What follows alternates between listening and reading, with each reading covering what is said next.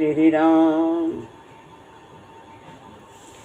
गुरुर्ब्रह्मा गुरुर्विष्णु गुरुर्देव महेश्वरा, गुरु साक्षात् परब्रह्म तस्मै श्री गुरुवे नमः।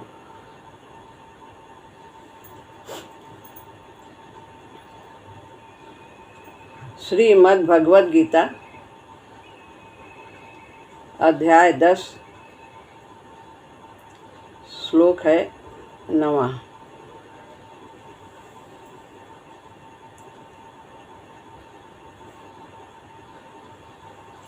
मच्चित्ता मद्गत प्राणा बोधयन्तः परस्परं कथयन्तश्च मां नित्यं तुष्यन्ति च रमन्ति च।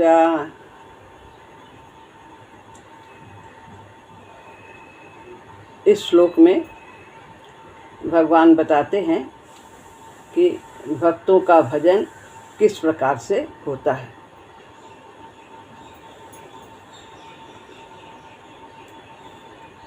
मुझ में चित्त वाले, मत चित्ता यानी मुझ में चित्त वाले,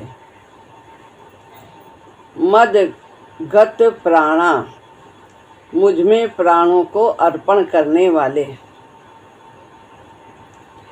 भक्तजन, बोधयन्तः मेरे गुण प्रभाव आदि को जनाते हुए, परस्परम यानी आपस में, कथयन्तस् यानी कथयन्तः सावना विसर्ग, कथयन्तः च यानी और, कथयन्तः उनका कथन करते हुए, माम मुझ में, नित्यम नित्य निरंतर, तुष्यन्ति संतुष्ट रहते हैं, च माने और संतुष्ट रहते हैं, च और रमन्ति प्रेम करते हैं। मुझ में चित्त वाले, मुझ में प्राणों को अर्पण करने वाले भक्तजन आपस में मेरे गुण प्रभाव आदि को जनाते हुए और उनका कथन करते हुए नित्य निरंतर संतुष्ट रहते हैं और मुझ में ही प्रेम करते हैं। चा माने यहाँ पर ही कर दिया, एक चा का बाद में ही और भी होता है, कहीं और करते हैं, कहीं भी मुझ में ही प्रेम करते हैं। इस श्लोक में 6 बातें बताई गई हैं, जिसमें 2 जो आरंभ की हैं, मत चित्ता मदगत प्राणा, ये स्वयं के करने की हैं। भक्त स्वयं इन्हें अपने अकेले करता है। और मत चित्ता और मदगत प्राण। और दूसरी जो बातें हैं, बोधयन्ता और कथयन्ता, यह 2 बातें आपस में कई भक्त मिलकर करते हैं, 2 हों 4 हों। और जो तुष्यन्ति और रमन्ति है, ये 2 बातें फल स्वरूप होते हैं। जब इस प्रकार भक्ति करते हैं तो उसका फल होता है कि वे संतुष्ट रहते हैं और भगवान से प्रेम करते हैं।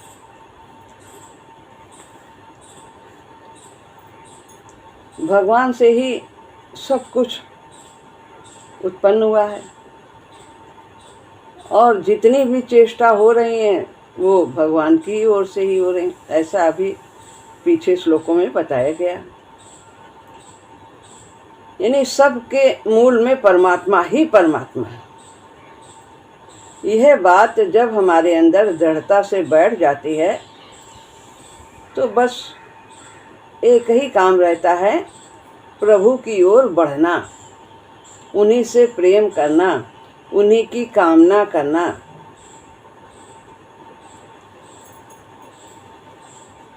अब हम मत चित्ता को लेते हैं। मेरे भक्त मेरे में चित्त वाले होते हैं।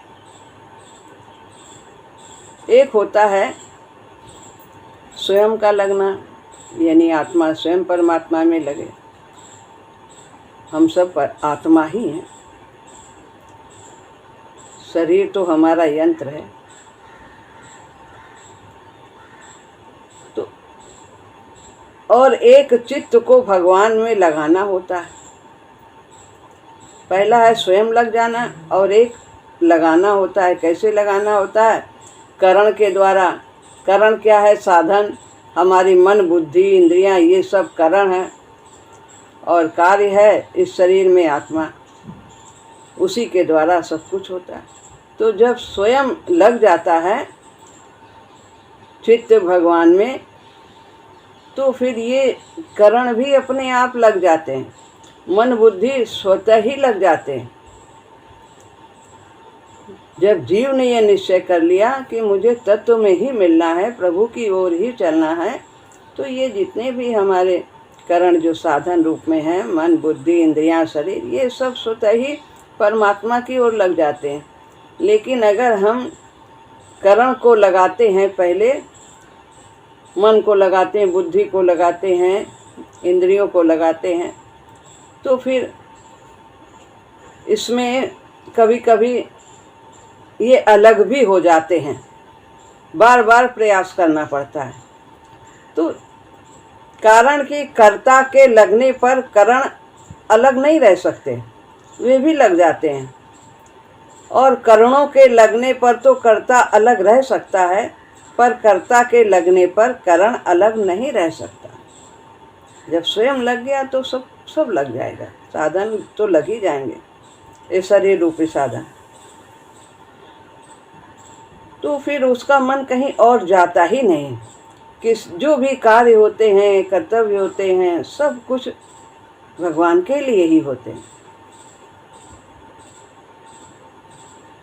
क्योंकि कर्ता के विपरीत ये मन बुद्धि चल ही नहीं सकते। परंतु यदि हमने सोच लिया कि मैं तो संसारी हूँ, मैं गृहस्थ हूँ, इस प्रकार स्वयं को संसार में लगाकर चित्त को भगवान में लगाना चाहता है, तो उसका चित्त निरंतर नहीं लगता है।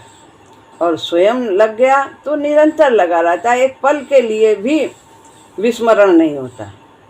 लेकिन यदि वो सोचता है मैं तो संसार का हूँ, मैं गृहस्थी में रह रहा हूँ, कभी भजन हो जाता है, कभी नहीं होता है, कभी वृत्ति संसार में लग जाती है, तो ये निरंतर प्रभु में नहीं लग पाता। लेकिन भगवान का भक्त मत चित्ता, वो स्वयं से ही परमात्मा में निश्चय पूर्वक लगा रहता है। उसकी आत्मा कहीं और जाती ही नहीं, कहीं भी किसी भी पदार्थ में, क्रिया में। दूसरी बात बताते हैं, चित्त वहीं लगता है जहाँ अपनापन होता है। और जिसने ये निश्चय कर लिया कि मैं भगवान का हूँ और भगवान ही मेरे हैं, मैं भगवान का ही हूँ, नाते नहीं हैं राम के नाते। तो जिसने अपनापन भगवान से जोड़ लिया है तो उसका स्वाभाविक प्रेम हो जाता है भगवान से। मेरे पर प्रभु का अधिकार है, पूरा अधिकार है। गले राम की जेवरे जित खींचे तित जाए। इसलिए वे मेरे प्रति जैसा चाहें वैसा बर्ताव करें।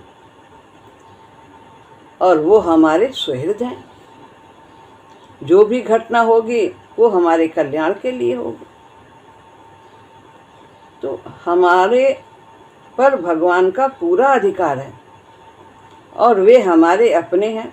जब हमारा अपनापन हो जाता है तो फिर हम ये नहीं चाहते कि हम जो चाहते हैं वो भगवान करें। नहीं, उनकी इच्छा ही मेरी इच्छा है। प्रभु की इच्छा में वो अपनी इच्छा मिला देता है और अपने आप को भगवान के अर्पित कर देता है। उसका चित्त स्वयं भगवान में लग जाता है। ऐसा भक्त मत चित्ता कहा जाता है।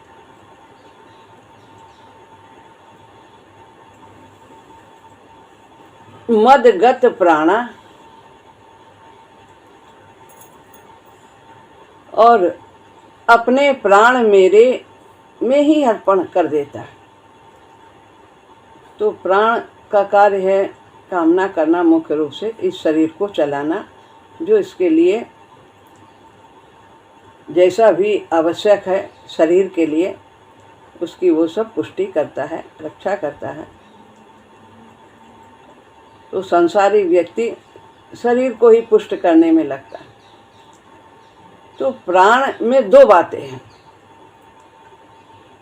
एक है जीना और दूसरा है चेष्टा करना।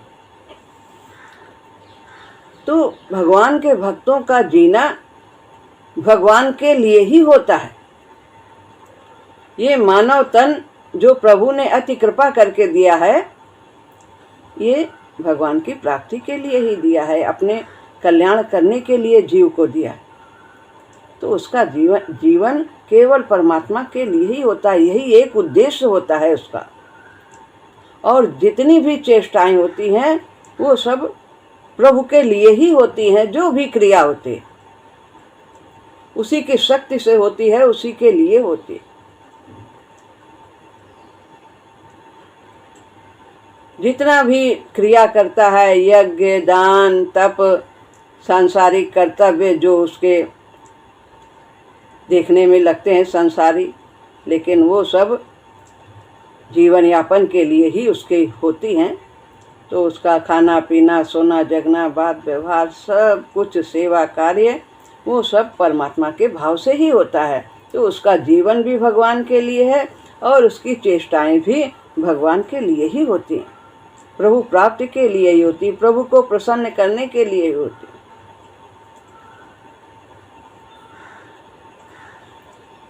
जैसे गोपियों का था, गोविंद दामोदर माधवेति, जो भी गृह कार्य, जो भी कर्तव्य करती थी भगवान के भाव से ही करती थी। एक पल के लिए भी भगवान को नहीं भूलती थी। उन्हें अपने प्राणों से मोह नहीं था, वो भगवान से ही मोह करते थे, उन्हीं से उनकी आसक्ति थी। हर एक प्राणी किसी न किसी भी अवस्था में यही चाहता है कि मेरे प्राण न छूटे, इस तरह जीने की इच्छा होती है। ये प्राणों का मोह है, परंतु भगवान के भक्तों का प्राणों में मोह नहीं होता। वो ना तो जीना चाहते हैं ना ही मरना चाहते हैं। पूज्य शुक्लाचार्य जी कहते थे, ना मैं जीना चाहता हूँ ना मैं मरना चाहता हूँ, जो आप चाहते हो वही मैं चाहता हूँ। तुम्हें नीक लागे रघुराई और सो मोहि दे उदास सुखदाई। तो उन्हें मरने का भी भय नहीं होता, उनको ना जीने से मतलब होता है ना मरने से। वो तो केवल भगवान से ही मतलब रखते हैं। उनका उद्देश्य ही यही होता है कि जब तक जीवन है तब तक प्रभु का सुमिरन बना रहे। जैसे कि कौशल्या जी ने कहा था कि जितने दिन तुम्हारी साथ नहीं रहे उतने दिन हमारे इस जीवन की गिनती से निकाल देना। भगवान जब वनवास चले गए तो जितने दिन बिछुड़न रहा उतने दिन कहा कि मेरे इस जीवन से, जिंदगी से इतने दिन की गिनती हटा देना प्रभु। यही चाहे, वही जीना है जो प्रभु की याद में बीते।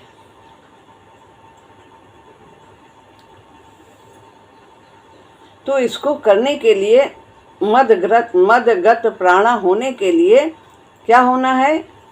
हमें एक उद्देश्य रखना है, भगवत प्राप्ति का ही उद्देश्य रखना है। तो हमारे जो ये प्राण सांसारिक कामनाओं से हमें अशांत किए रहते हैं, तो ये भगवान के मार्ग में लग जाएंगे, प्रभु को अर्पित हो जाएंगे। फिर सांसारिक चीज़ें चाहे प्राप्त हो चाहे ना प्राप्त हो, हमारा आदर हो अनादर हो, बीमार हो स्वस्थ हो, ये सुख मिले दुख मिले, फिर साधक इनसे मतलब नहीं रखता। जैसा भी है शरीर, हर स्थिति में भगवान का भजन हो सकता है।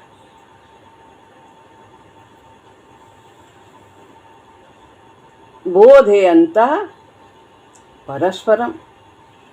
और कैसे भगवान का भजन करते हैं? पहली बात बताइए, मत चित्ता, मेरे में चित्त लगाए रहते हैं, स्वयं से लगे रहते हैं।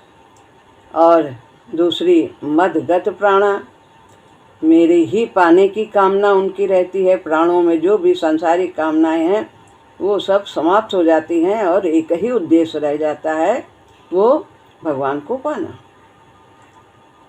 अभय बोधयन्तः परस्परम, आपस में वे सब मेरे ही गुण स्वभाव प्रभाव ऐश्वर्य नाम जप आदि इन सब का ही कथन करते हैं, मेरे प्रभाव को ही जनाते रहते हैं और उनको संसार में उनका विस्तार करते हैं।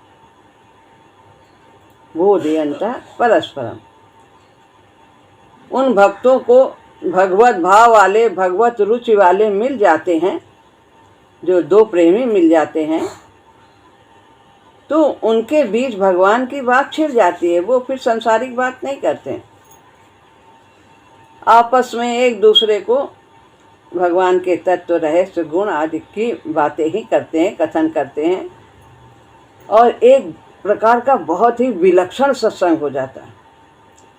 जब दो चार मिल जाते हैं तो वे आपस में भावपूर्वक बातें करते हैं, नए नए भावों का आदान प्रदान होता है। किसी के अंदर कोई उत्तम भाव आ गया, गुण भाव आ गया, वो उनका बखान कर देता है, चर्चा कर देता है। दूसरे के अंदर आ गया तो वो उनकी बात सब में कह देता है, भक्तों में। इस प्रकार नए नए भाव उत्पन्न होते हैं और वे आपस में एक दूसरे को प्राप्त होते हैं। तो कहते हैं जैसे अकेले करते हैं भजन तो उतना अच्छा नहीं होता, उसमें भाव अगर जगते भी हैं तो उनका आदान प्रदान नहीं होता, वो उसी के पास रह जाते हैं। लेकिन जब कई लोग हो जाते हैं भक्तजन तो विलक्षण सत्संग होता है। जैसे कि एक दीपक हमने जलाया तो दीपक के नीचे अंधेरा रहेगा, दूर तो प्रकाश जाएगा लेकिन दीपक के नीचे अंधेरा रहेगा। पर यदि दो दीपक आमने सामने जला दिए जाएं तो किसी भी दीपक के नीचे अंधेरा नहीं रहेगा। इस प्रकार ये वे आपस में भगवान के गुणों की चर्चा कथन करते हैं और बहुत ही उत्तम भावों को एक दूसरे के द्वारा आदान प्रदान करते हैं।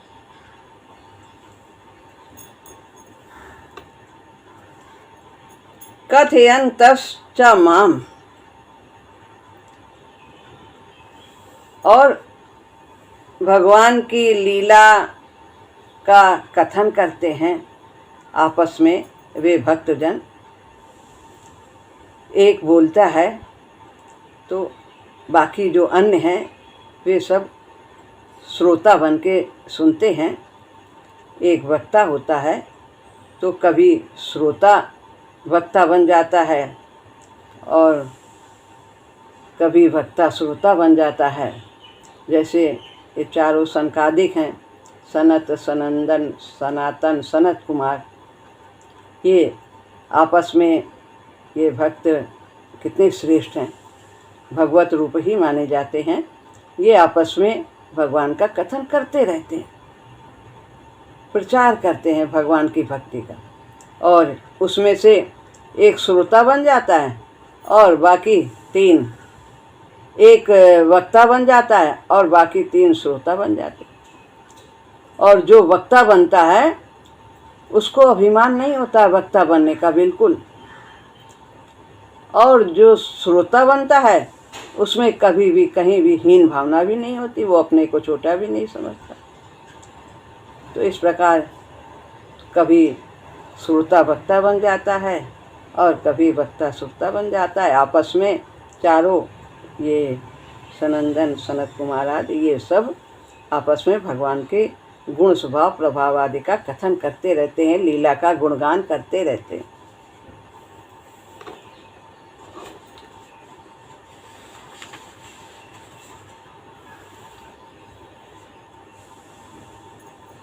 अब है नित्यम तुष्यन्ति च, नित्य निरंतर संतुष्ट रहते हैं।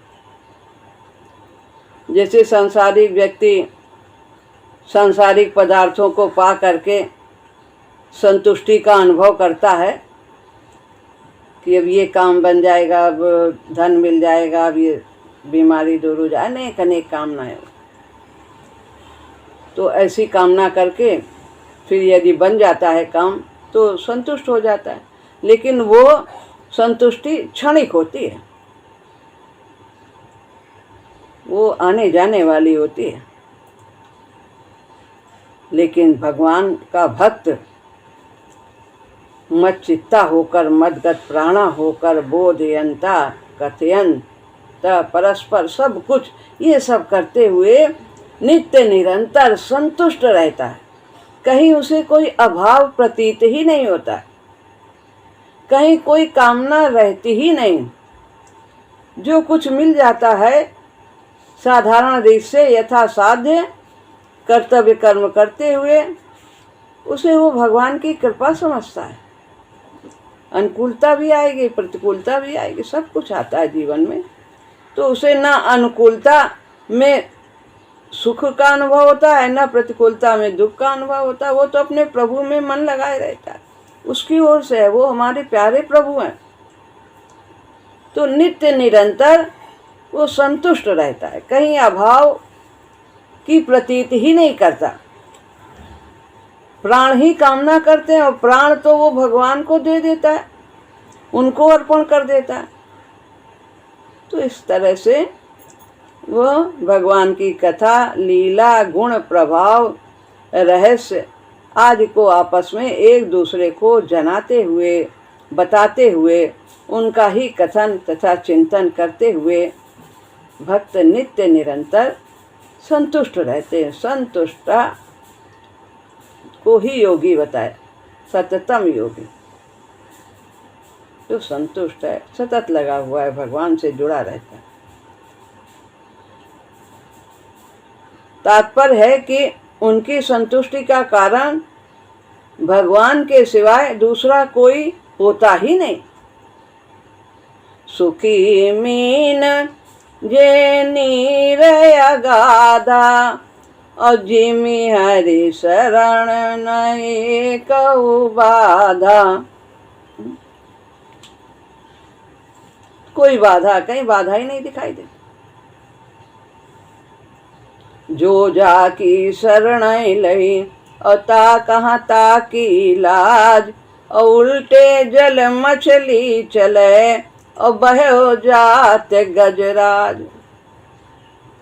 उसकी शरण है, मछली जल की शरण है, उसके बिना एक पल भी नहीं रह सकती, निकाल दो तड़प के मर जाएगी। ऐसे भक्त कभी भी प्रभु का विस्मरण उसका होता ही नहीं। कहे हनुमंत विपत्ति प्रभु सोई, जब तब सुमिरन भजन न हो। तो उसका विस्मरण कभी होता ही नहीं, इसीलिए वो संतुष्ट रहता है।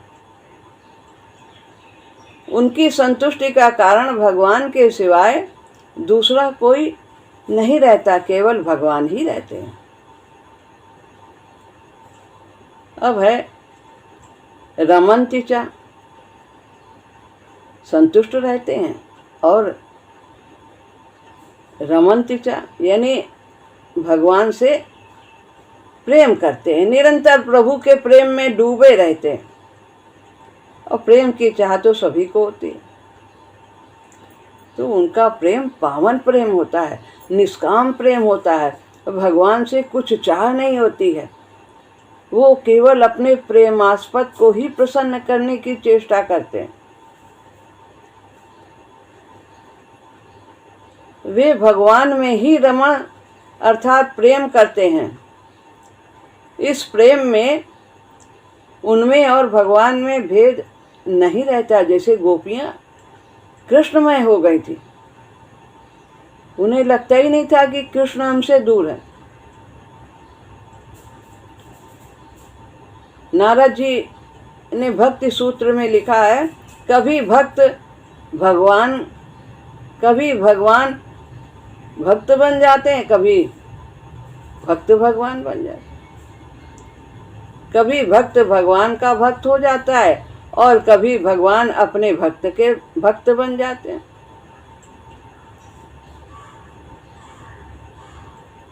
तो ऐसे भक्त, ऐसे अनन्य भक्त, कंठावरोध, गला रुझ जाता है।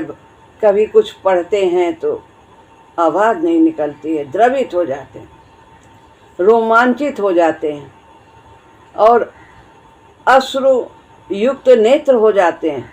भगवान की कथा सुनते सुनते प्रेम में इतने डूब जाते हैं। इस प्रकार होकर वे परस्पर संभाषण करते हुए अपने कुलों को और पृथ्वी को पवित्र करते रहते हैं। इन्हीं की वजह से पृथ्वी टिकी है। इतने भी असुर गुणों वाले हैं, लेकिन भगवान के भक्त हैं, जो उन्हीं के प्रताप से ये संसार चलता है। भगवान के वे प्रतिनिधि होते हैं, कारक पुरुष। इस तरह भगवान और भक्त में परस्पर प्रेम की लीला अनंत काल तक चलती रहती है और प्रेम हर समय प्रतिक्षण बढ़ता ही रहता है। तो जो ये वर्णन है, साधक को इस बात का ध्यान देना चाहिए कि उसकी हर एक क्रिया, भाव आदि का प्रवाह केवल भगवान की तरफ ही हो। जो भी भाव हो वो विशुद्ध भाव हो। विशुद्ध भाव बस केवल एक ही एक है, सब में एक को देखना, यही विशुद्ध भाव है। कितने भी प्राणी हैं, चाहे पृथ्वी के हों, चाहे स्वर्गलोक के देवी देवता हों, चाहे कहीं के भी हों, सब अभी बताया है पीछे कि मैं भाव रूप में मेरी विभूतियां हैं और व्यक्ति रूप में मेरी विभूतियां हैं। सब कुछ, सारा संसार भगवान का ऐश्वर्य है, विभूति है। तो हम सबको, साधक को ये ध्यान देना चाहिए कि हमारा जितना भी भाव है और जो भी क्रिया है वो केवल परमात्मा की ही ओर चले, उन्हीं के लिए हो। तो यही हमारे कल्याण का रास्ता खोलती है, यही भाव और यही क्रिया। तो इस प्रकार भगवान के भक्तों का चित्त कहीं और जाता ही नहीं, यही इसमें बताया गया है। और हमें ये श्लोक में बताई गई बातों को अपने जीवन में धारण करने का प्रयास करना चाहिए कि हम अपना समय कहाँ पर लगा रहे हैं, किस प्रकार की चर्चा कर रहे हैं, किस प्रकार का चिंतन कर रहे हैं, ये सब हमें ध्यान देना है। तो एक एक पल बहुत ही कीमती है। तो श्वास श्वास में राम कहो और वृथा श्वास जनिक हो, ना जाने कहूँ अंत के यही श्वास ना हो। तो हम झोली में अपने जितना चाहें उतना भर सकें, ये हमारा प्रयास होना चाहिए। इस प्रकार यहाँ पर ये श्लोक पूरा होता है। अब अगला श्लोक अगले सत्र में फिर पुनः